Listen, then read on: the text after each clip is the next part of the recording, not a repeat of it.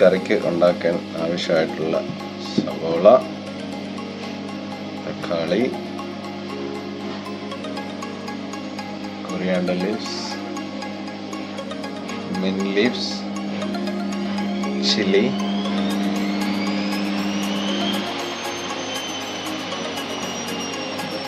garlic, shallots, and ginger. നമുക്ക് ഈ vegetable എല്ലാം വാഷ് ചെയ്ത് വെച്ചേക്കുന്ന വെജിറ്റബിൾ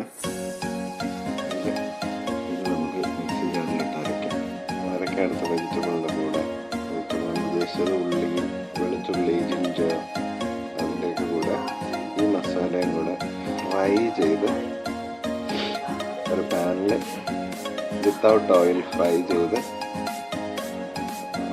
ചേർക്കണം.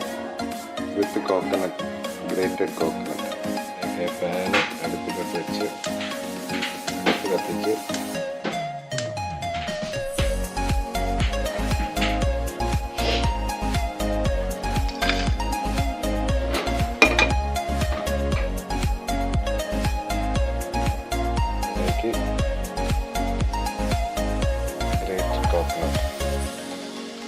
ഗ്രേറ്റ് ചെയ്ത കോക്കനട്ട് ഇട്ട്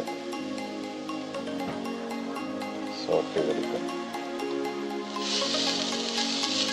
വിത്തൗട്ട് ഓയിൽ സോട്ട് ചെയ്യുക. ലൈറ്റ് ഗോൾഡൻ ബ്രൗൺ കളർ വരുന്നത് വരയ്ക്കും നമ്മളിങ്ങനെ സോട്ട് ചെയ്തുകൊണ്ടേയിരിക്കും.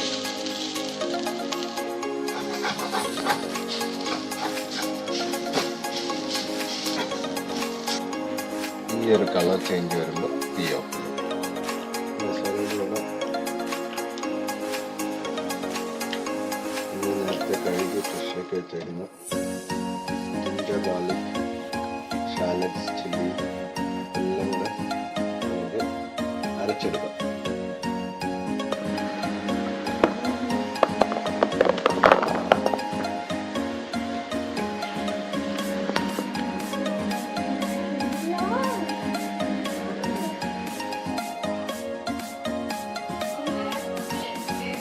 ഫൈൻ പേസ്റ്റ് അല്ല, ചെറിയ ഈ ഒരു തരിതരിപ്പോടുകൂടി അരച്ചെടുക്കുക.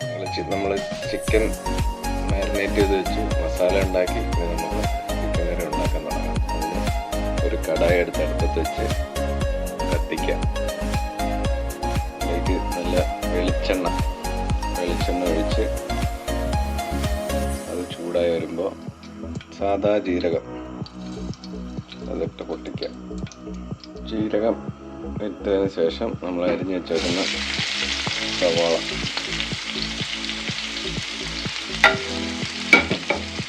എപ്പോഴും ചെറുതായിട്ട് അരിഞ്ഞാണ് കറികൾക്ക് നല്ലത്.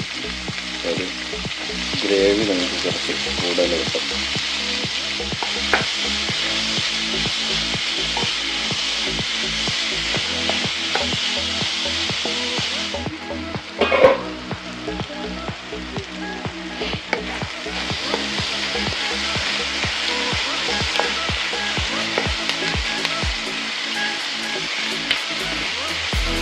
സോട്ട് ചെയ്ത് ഈ ഒരു പരുവം വരുമ്പോൾ നമ്മൾ ടൊമാറ്റോ ആഡ് ചെയ്യും.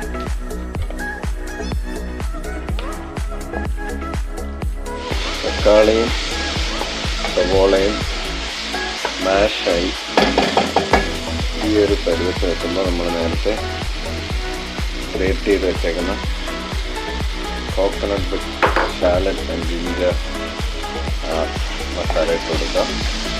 മസാല ഇട്ട് സോട്ട് ചെയ്ത് ഈ ഒരു പരുവാകുമ്പോൾ അതിലേക്ക് മുളക് പൊടി, മല്ലിപ്പൊടി, മഞ്ഞൾപ്പൊടി ഒരു ടീസ്പൂണാണ്, മല്ലിപ്പൊടി 1.5 ടീസ്പൂൺ, മുളക് പൊടി 1.5 ടീസ്പൂൺ.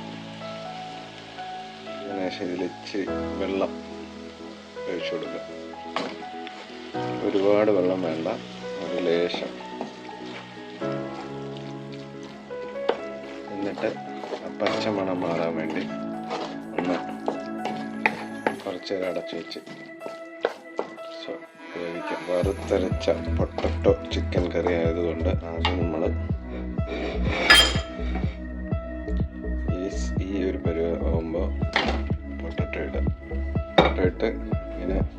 കട്ട് ചെയ്ത് അതൊന്ന് വേവിക്കാൻ വെക്കാം. ഇതൊക്കെ വെന്ത് വരുമ്പോൾ നമ്മൾ ഇതിലോട്ട് ചിക്കൻ ആഡ് ചെയ്ത് കൊടുക്കും. ചിക്കൻ ഇട്ട് അടച്ച് വെച്ച് വേവിക്കാം.